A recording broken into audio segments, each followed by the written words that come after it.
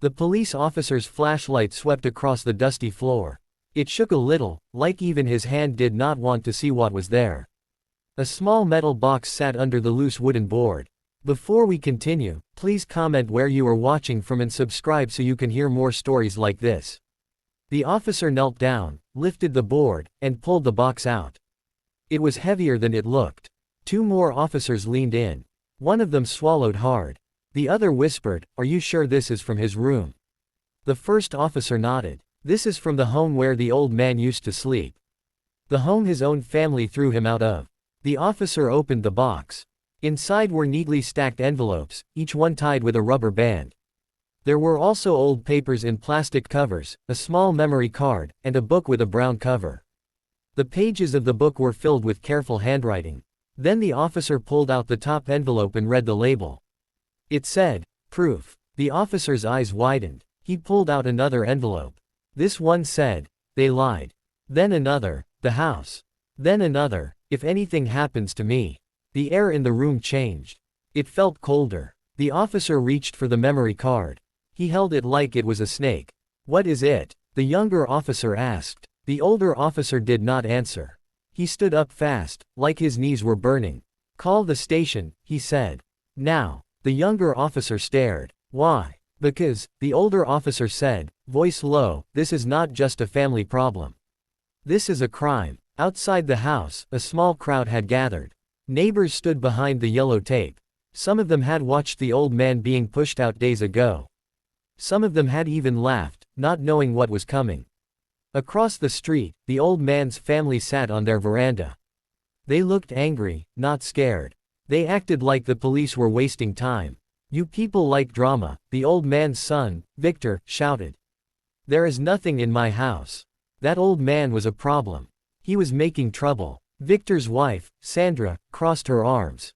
He was always saying strange things. Always hiding papers. Always acting like a king in our home. Victor's younger sister, Amaka, rolled her eyes. He thought he owned everything. He forgot he is old.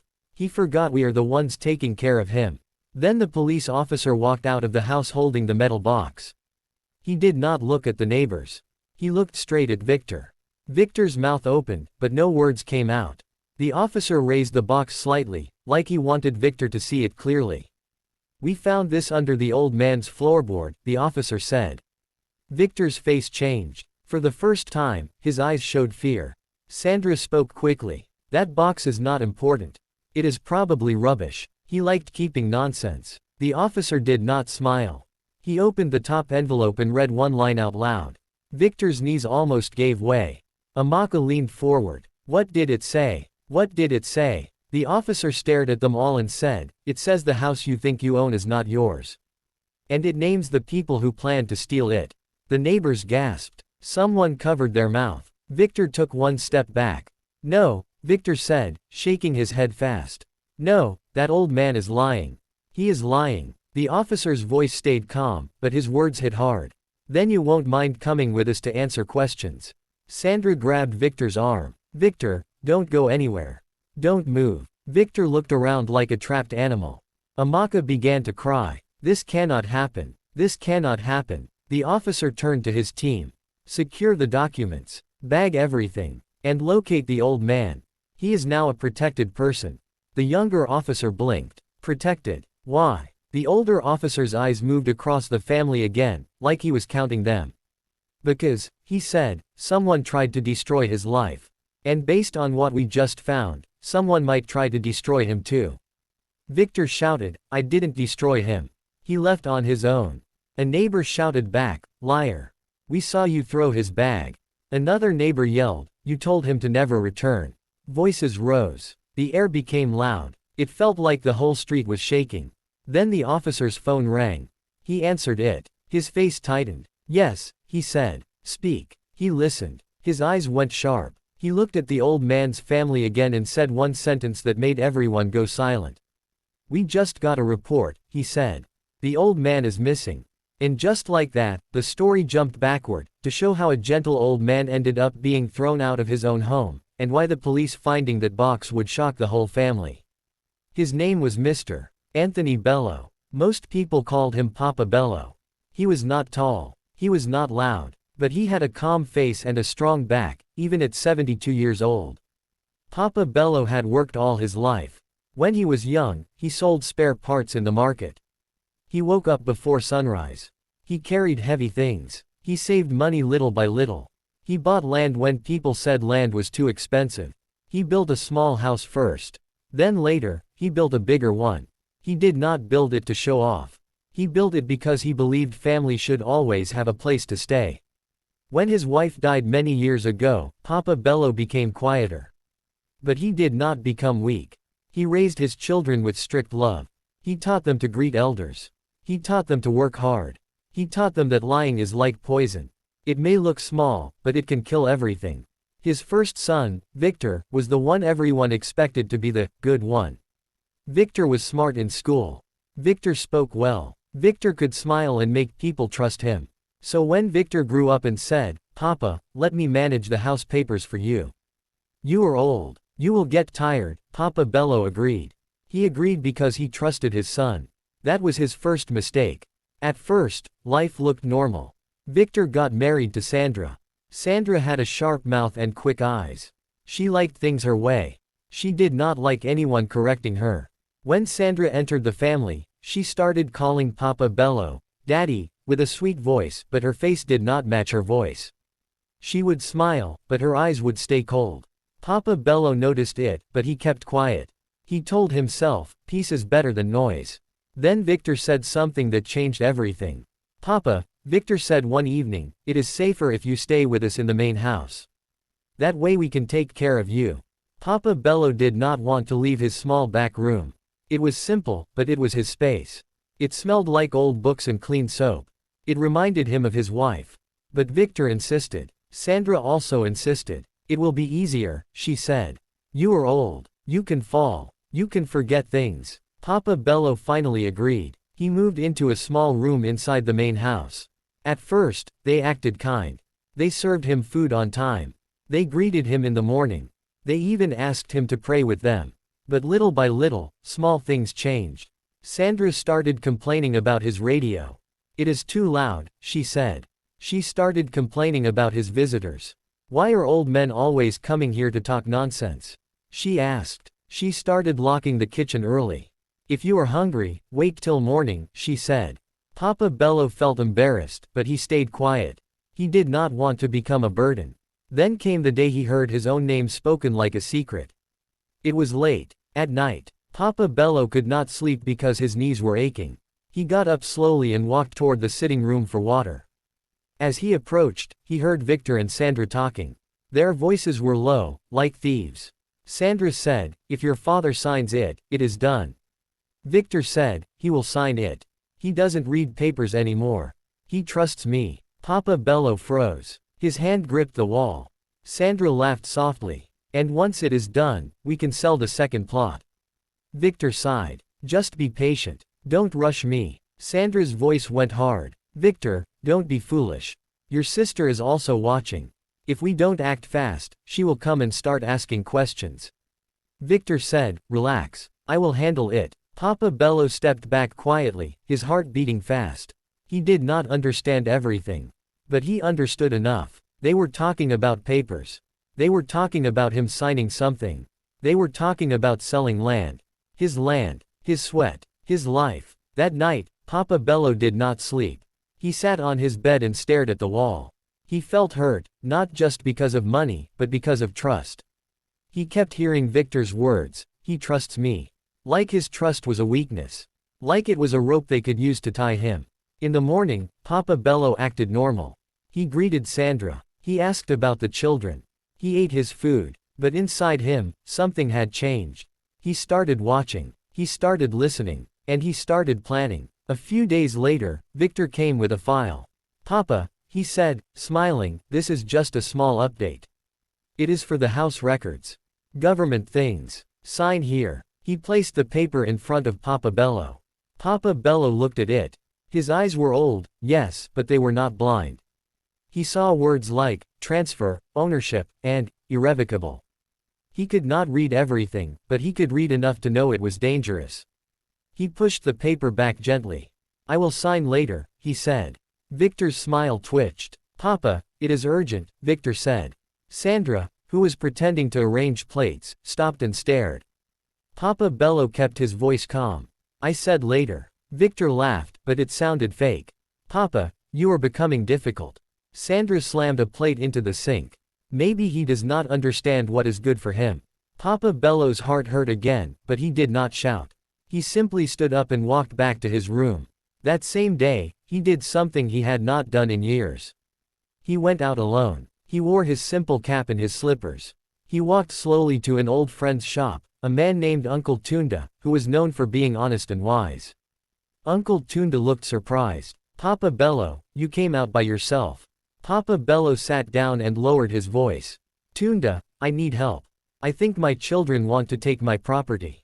Uncle Tunda's face turned serious. Tell me everything. Papa Bello told him. He did not tell it with anger. He told it with pain. Uncle Tunda listened without interrupting. When Papa Bello finished, Uncle Tunda nodded slowly. You need proof, Uncle Tunda said. Not noise. Proof. Papa Bello swallowed. How? Uncle Tunda leaned in. First, you must protect your documents. Second, you must write down what you see. Third, you must speak to a lawyer you can trust. Papa Bello's hands shook slightly. If they find out, they will finish me. Uncle Tunda's voice became firm. Then don't let them find out. Be wise. That was the beginning of Papa Bello's secret work. He started collecting every paper he could find. He started keeping small notes. He started hiding copies. He started writing dates. He started recording conversations when he could, using an old small phone he kept from years ago. Not because he wanted to destroy his family, but because he refused to be destroyed. At home, Sandra's attitude grew worse. She stopped calling him daddy. She started calling him old man when she was angry. Victor began to talk to him like a child. Papa, don't worry your head, Victor would say. Just rest. We will handle things. But Papa Bello now heard the hidden meaning. Rest meant, be silent. Handle things meant, take things. One afternoon, Amaka came to visit. Amaka was Victor's younger sister. She wore expensive shoes and talked like she was always in a hurry. She greeted Papa Bello quickly and went inside. Papa Bello heard her arguing with Victor and Sandra in the kitchen. Amaka said, you people are moving too slow. If Papa dies, what happens? Sandra said, he will not die yet. He is stubborn like goat. Victor said, keep your voice down. Amaka hissed, I don't care. I need my share. I didn't suffer because of this family to be left with nothing. Papa Bello's chest tightened. So it was true. They were not just being careless. They were planning. That night, Papa Bello added more notes to his brown book. He wrote names. He wrote dates. He wrote what he heard. He also wrote one sentence at the top of the page. When people think you are weak, they show you their true face. Days passed. Tension grew like a dark cloud. Sandra began to do small cruel things. She would forget to keep food for him. She would lock the gate when he went for evening walks, making him knock like a stranger. She would shout at him in front of the children. Stop acting like you own this place. She shouted one day. Papa Bello stared at her calmly. Then he said something that made her pause. I do own this place. Sandra's eyes flashed with anger. Victor came running. Papa, why are you provoking my wife? Papa Bello did not shout. He did not insult. He simply said, I am not provoking anyone. I am stating the truth. Victor's jaw tightened. That night, Papa Bello heard them whisper again. Sandra said, he is becoming bold. Victor said, I warned you not to push him too hard. Sandra said, then do what you must do. Remove him. Papa Bello sat on his bed in the dark and listened. His heart did not race this time. It became steady. He knew what was coming. But he also knew what he had prepared. He had already hidden his metal box under the floorboard. Inside it were copies of documents, letters, recordings, and the brown book. He had already given Uncle Tunda a second copy of the most important papers, just in case. And most of all, he had already made up his mind. If they wanted to throw him out, he would not beg. He would let them do it. Because sometimes, the trap only closes when the hunter thinks the animal is helpless. Then came the day it happened. It was a Sunday. Papa Bello returned from church early. He was smiling because the preacher had spoken about patience and justice. As he walked into the compound, he saw his bag outside his door. His clothes were inside the bag. His slippers were placed beside it, like he was already gone. Sandra stood at the doorway with her hands on her waist. Victor stood behind her, looking away. Amaka sat on a chair, chewing gum, watching like it was a show. Sandra said, "Old man, you cannot stay here again." Papa Bello blinked slowly. "What did you say?" Victor finally looked at him. "Papa, it is better this way. You are causing problems. You can go and stay with Uncle Tunda or any of your friends." Papa Bello stared at his son. He looked at Sandra. He looked at Amaka. Then he asked, very calmly, "So this is how you repay me?" Sandra laughed. "Repay you for what? You think feeding you is easy. You are old. You smell. You complain. You act like you are still the owner." Papa Bello's eyes became wet, but he did not cry. He bent down and picked his bag. Victor said, "Papa, don't make it dramatic." Papa Bello looked at him and said, "Drama."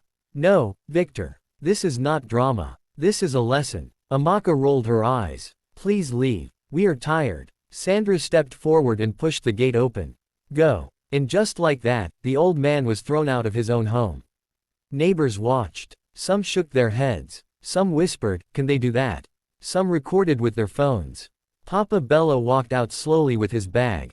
He did not shout. He did not fight. But as he reached the street, he turned back and said one last thing. "You will regret this." Sandra scoffed. "We will not." Papa Bello nodded once. "You will." Then he walked away. That was a high moment. A painful one. But what followed was even more dangerous. Because a man thrown out has two choices. He can break, or he can become something his enemies did not expect. Papa Bello walked to Uncle Tunda's place. Uncle Tunda opened the door and almost cried when he saw him. "They did it?" Uncle Tunda asked. Papa Bello nodded. Uncle Tunda helped him inside and gave him water. Papa Bello sat down, tired, and said, "Now it begins." Uncle Tunda frowned. "What do you mean?" Papa Bello looked at him, voice low. "They will try to destroy the proof in my room. They will search for my papers. They will think I have nothing." Uncle Tunda's eyes widened. "But you hid the box." Papa Bello nodded again. "Yes." Uncle Tunda leaned closer. "Then what is the next step?" Papa Bello took a deep breath.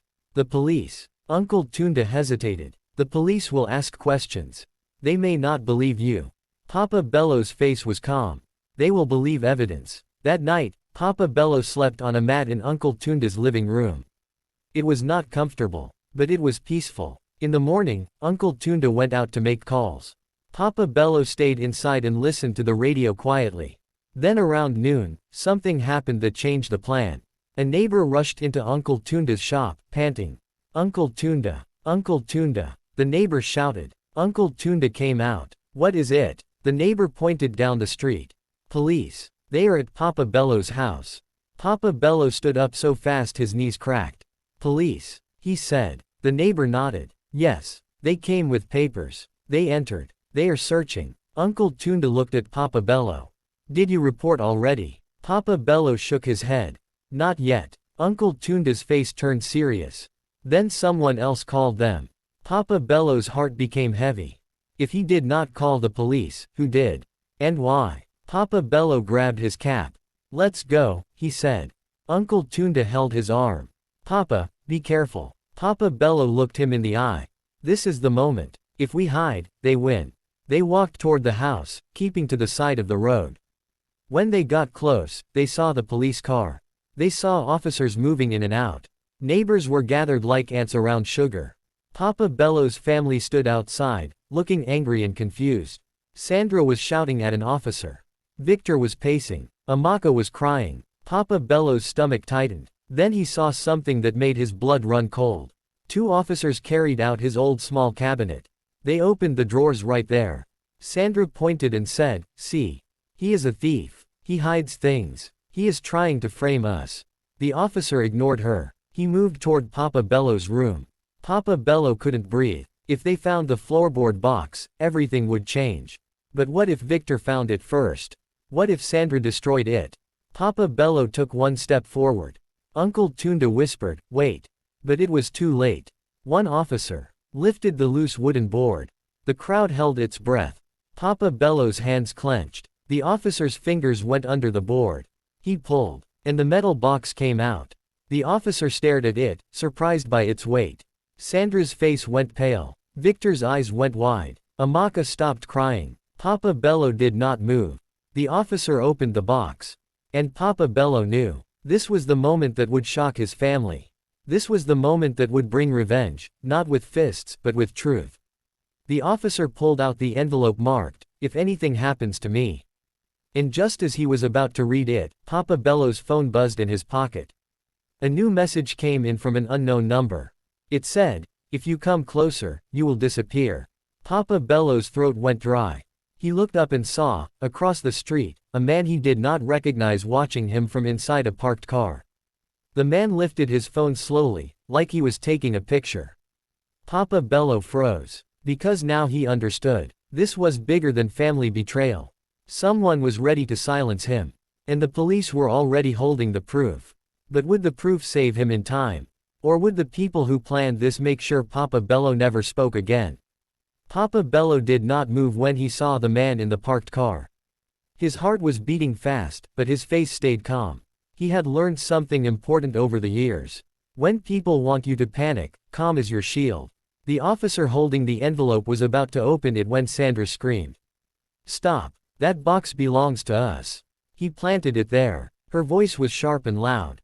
Some neighbors nodded. Others shook their heads. Victor stepped forward quickly. "Officer, please. My father is confused. He has been sick. He keeps strange things. We were just trying to help him." The officer raised his hand. "Everyone stay back." He looked at the envelope again. Then he read the first line quietly to himself.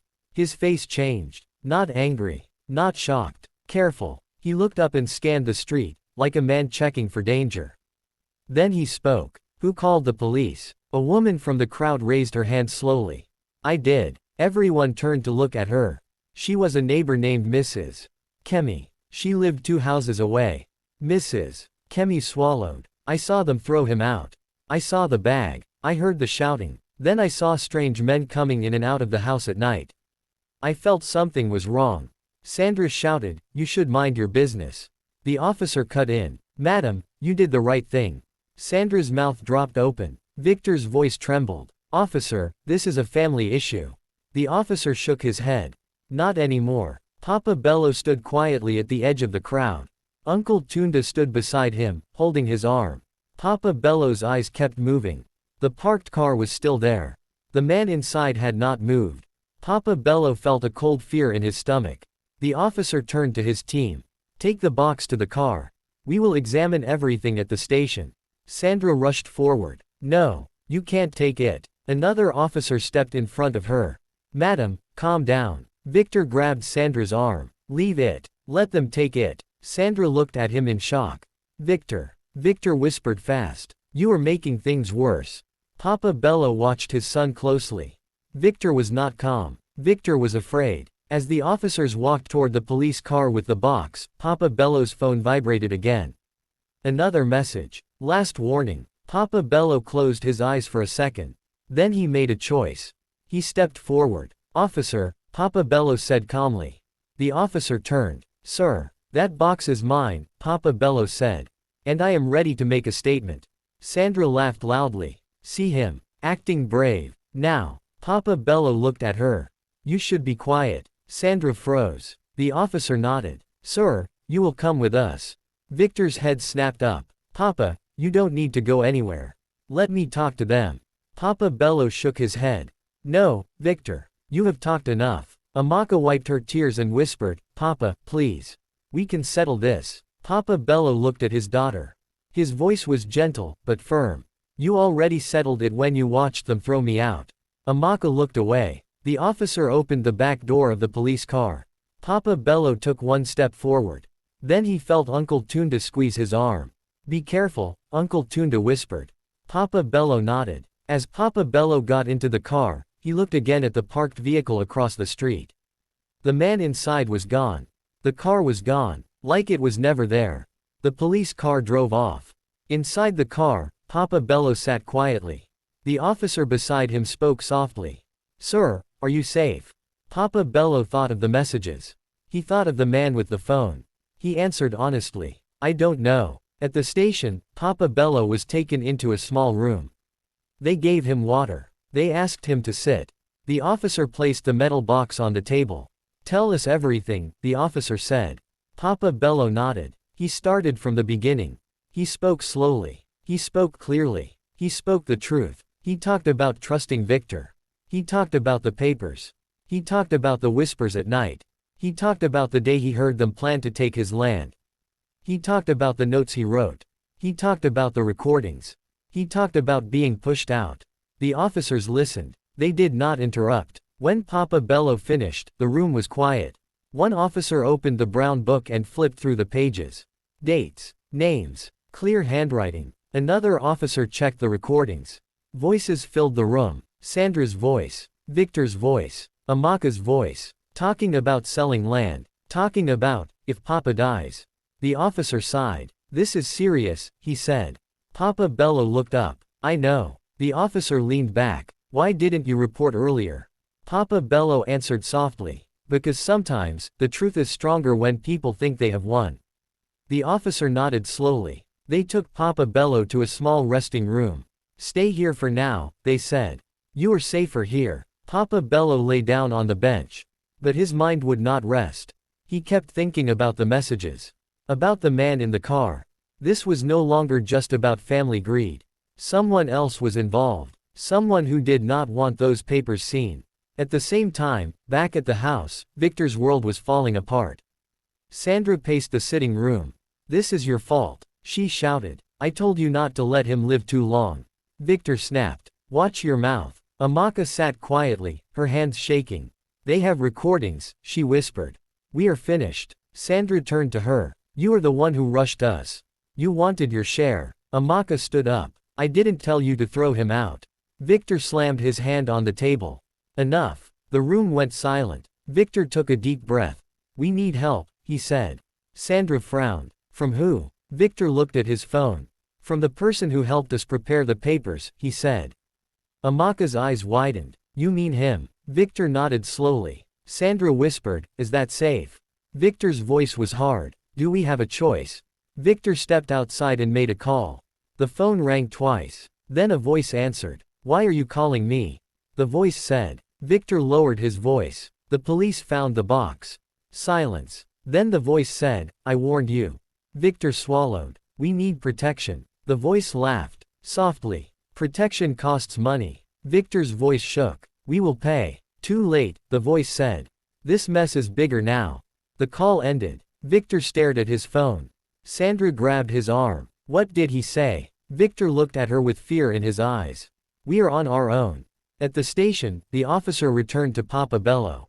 Sir, he said, we need to move you. Papa Bello sat up. Why? We believe someone may try to harm you, the officer said. Papa Bello nodded. I know. They moved Papa Bello to a safe room. A locked door. 2 officers outside. Papa Bello sat alone. He thought about his wife. He thought about the house he built. He thought about his children when they were small. He felt sadness. But he did not feel regret. The officer came back later. We traced the messages, he said. They came from a phone not registered. Papa Bello sighed. Then the person is careful. Yes, the officer said. And dangerous. That night, Papa Bello tried to sleep. Then he heard shouting outside. Running footsteps. A loud bang. The door to the station shook. Officers rushed past. Someone yelled, power is out. The lights went off. Darkness filled the room. Papa Bello sat up. His heart pounded. Footsteps came closer. The locked door creaked. A shadow appeared at the small window. A voice whispered from the other side. You should have stayed silent. The lock began to turn. And Papa Bello realized the revenge had entered a new stage. Not just papers. Not just police. But life and death. The lock stopped turning. Papa Bello held his breath. For a second, everything was silent. No footsteps. No voices. Just the sound of his own heart beating hard in his chest. Then a loud shout came from down the hallway. Stop right there. Footsteps ran fast. Someone cursed. Something heavy hit the floor. The shadow disappeared from the small window. Papa Bello sank back onto the bench, his whole body shaking. Moments later, the door flew open. 2 officers rushed in with flashlights and guns raised. "Sir, are you hurt?" one officer asked. Papa Bello shook his head slowly. "No." The officer looked at the lock. It was scratched. "Forced. They tried to get in," the officer said. Another officer spoke into his radio. "Suspect escaped through the back exit. Power is being restored." The lights flickered. Then they came back on. Papa Bello closed his eyes for a moment and whispered a prayer. If the officers had been 1 minute later, this story would have ended right there. The police moved Papa Bello again, this time to a stronger room. Thick door. No windows. 2 officers inside with him. "You are not leaving our sight," the officer said. Papa Bello nodded. "Thank you." But even with the door locked, Papa Bello's mind was racing. This was no longer about land alone. Someone had tried to silence him. That meant the truth was powerful. The next morning, the police began their work. They invited Victor, Sandra, and Amaka to the station. Victor arrived first. He looked tired. His eyes were red. His clothes were messy. Sandra came next. She walked fast, her head high, like she was still in control. Amaka came last. She was quiet. Her eyes were swollen from crying. They were taken into separate rooms. Victor sat across from 2 officers. One officer placed a recorder on the table. "Victor Bello," the officer said, "we are investigating attempted fraud, illegal transfer of property, and threats against a witness." Victor laughed nervously. "This is too much. My father is lying." The officer pressed a button. Sandra's voice filled the room. "If Papa dies, everything becomes easier." Victor's face went white. "That recording," the officer said calmly, "was found in your father's box." Victor stammered. That was just talk." The officer leaned forward. "People don't joke about killing their parents." Victor dropped his head. In another room, Sandra was not calm. "This is harassment," she shouted. "That old man is wicked. He wants to destroy my marriage." The officer played a recording. Sandra's voice again. "He should just disappear." Sandra jumped up. "That is not what I meant." The officer did not argue. He wrote something down. In Amaka's room, the mood was different. She was shaking. "I didn't plan this," she whispered. "I was angry. I wanted my share. But I didn't want him dead." The officer looked at her. "Then why didn't you stop them?" Amaka started to cry. "Because I was greedy." Her words hung in the air. At the same time, Papa Bello was called in to see a senior officer. "Sir," the officer said, "based on the evidence, your property is legally yours. Any documents signed under pressure are invalid." Papa Bello nodded. "I knew." The officer hesitated. "But there is more." Papa Bello's chest tightened. "Tell me." "We believe a third party helped your son and his wife," the officer said. "A man who prepares fake documents and uses threats to silence people." Papa Bello thought of the parked car. Of the messages. "Can you find him?" Papa Bello asked. The officer answered honestly. "We are trying." Later that day, Papa Bello was allowed to make one phone call. He called Uncle Tunda. Uncle Tunda's voice broke when he heard Papa Bello was alive. "They tried to kill you," Uncle Tunda said. Papa Bello sighed. "Yes. But they failed." "Come home," Uncle Tunda said. "Stay with me." Papa Bello was quiet. "No," he said. "I will go back to my house." Uncle Tunda gasped. "Papa, that place is dangerous." Papa Bello's voice was steady. "That is where the truth lives. And that is where this must end." That evening, under police protection, Papa Bello returned to his house. The gate was open. The house was quiet. Too quiet. Papa Bello walked slowly inside. The walls looked the same. But the feeling was different. This place had rejected him. Now it waited for him. An officer said, "We will stay outside." Papa Bello nodded. He walked to his old room. His bed was gone. His books were scattered. Drawers were broken. Someone had searched for the box and failed. Papa Bello sat down on the floor. He felt sadness. Not anger. Not hate. Just sadness. He whispered, "I built this with love." Night fell. Papa Bello stayed in the room with one lamp on. He opened his brown book and added a new line. "When truth comes out, evil becomes loud." Outside, a car engine started. Papa Bello looked up. Headlights flashed through the window. The engine stopped. Footsteps crunched on gravel. Papa Bello stood slowly. He felt the fear again. Then a loud knock hit the door. Bang, bang, bang. Papa Bello did not answer. A voice came through the door. Papa Bello, the voice said calmly. We need to talk. Papa Bello's blood ran cold. He recognized the voice. It was not Victor. It was not Sandra. It was the voice from the phone. The unseen man had come himself. Papa Bello stepped back as the door handle began to move. And outside, hidden in the dark, the police officer on watch reached for his radio too late. Because the power suddenly went out again. And the door burst open. The door flew open with a loud crack. Papa Bello stepped back, his heart jumping into his throat. The room went dark, but moonlight slipped in through the broken door. It showed a tall man standing there. The man wore a cap pulled low and gloves on his hands. Good evening, Papa Bello, the man said softly. You are a stubborn old man. Papa Bello did not scream. He did not run. He stood still and asked, Who are you? The man smiled, but it was not a kind smile. I am the one who fixes problems.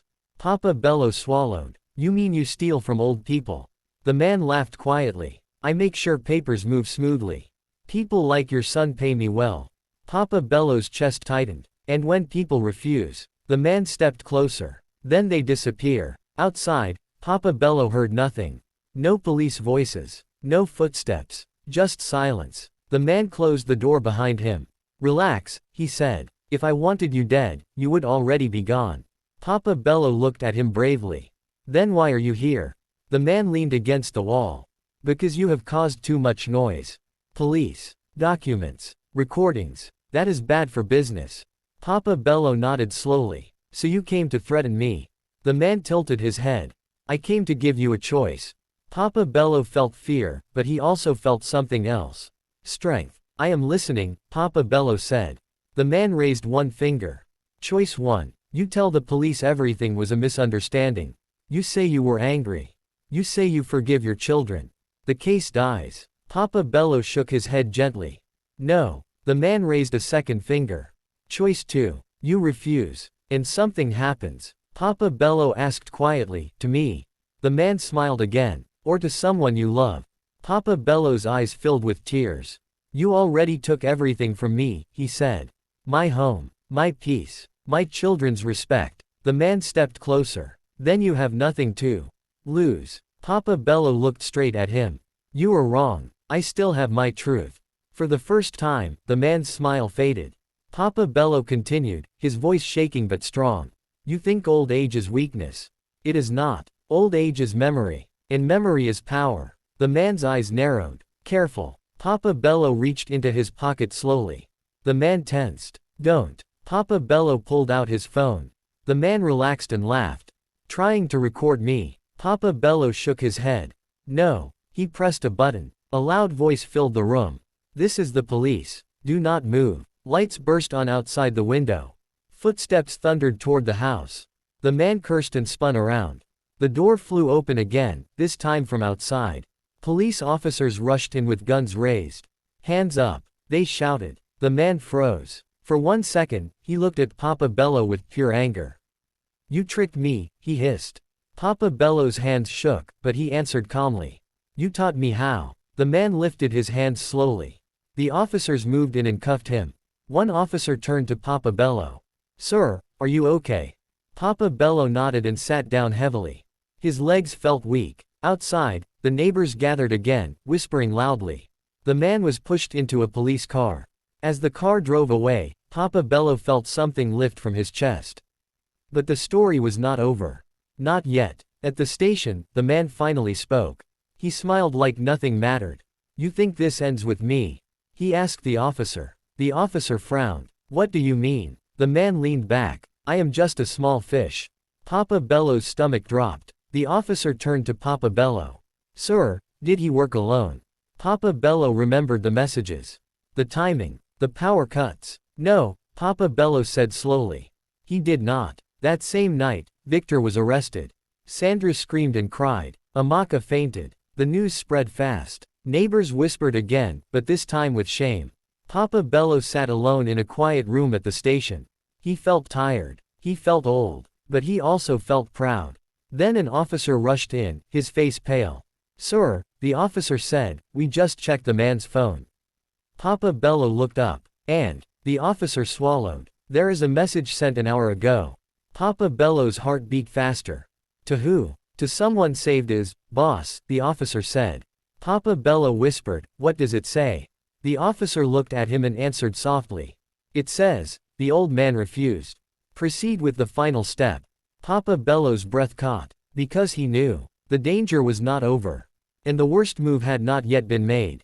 Papa Bello sat very still when he heard the words. Proceed with the final step. For a long moment, nobody spoke. The room felt heavy, like the air itself was scared. The officer broke the silence. We are increasing protection immediately. Papa Bello nodded. Please do. But inside his heart, Papa Bello already knew something important. The final step would not be against him. It would be against the truth. And truth always tries to breathe before it dies. That night, the police moved fast. They arrested the man they called boss. He was not hiding far away. He was a respected man. A man who wore clean clothes and spoke softly. A man who helped rich people change papers and steal quietly. When the police knocked on his gate, he tried to smile. When they showed him the evidence, his smile died. By morning, the news was everywhere. The fake documents, the threats, the plan to remove an old man and take his life's work. Victor sat in a cold cell, his head in his hands. Sandra cried until her voice broke. Amaka sat alone, staring at the floor. For the first time, they understood something. Greed does not just take things, it destroys people. A few days later, Papa Bello returned home again. This time, he did not walk in alone. The police stood with him. The neighbors stood watching. Papa Bello's children stood far away, silent and ashamed. Papa Bello looked at the house. He touched the wall gently. Then he turned to the people watching and spoke. My house is not my revenge, he said. The truth is. Victor fell to his knees. Papa, he cried, forgive me. Sandra said nothing. Amaka wept. Papa Bello looked at them for a long time. Then he spoke slowly. I forgive you, he said. But forgiveness does not cancel consequences. The court later ruled in Papa Bello's favor. The house stayed his. The land stayed his. The truth stayed public. Victor and Sandra faced the law. The man they trusted destroyed their future. Papa Bello did not celebrate. He repaired his room. He planted flowers again. He opened his windows. He began to smile. One evening, Uncle Tunda sat beside him. You won, Uncle Tunda said. Papa Bello shook his head gently. No, he said. I survived. He looked at the sky and added, and survival is the strongest revenge. Papa Bello lived peacefully after that. Not because his children failed, but because the truth stood. And everyone learned the lesson too late, but clearly. Never mistake silence for weakness. Never think age means foolishness. And never throw away the one who built the roof over your head.